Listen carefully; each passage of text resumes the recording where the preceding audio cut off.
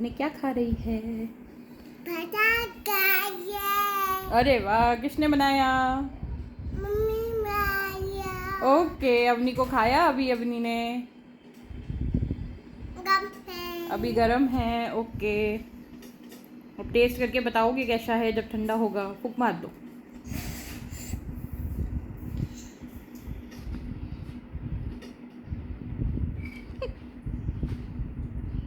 क्या खा रहे हो?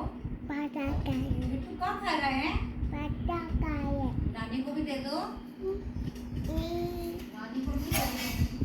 चीनी नहीं दे रही, करके नहीं दे रही। ये अवनी का पास्ता है ना? वो पास्ता, बटरफ्लाई पास्ता, खा लो। ये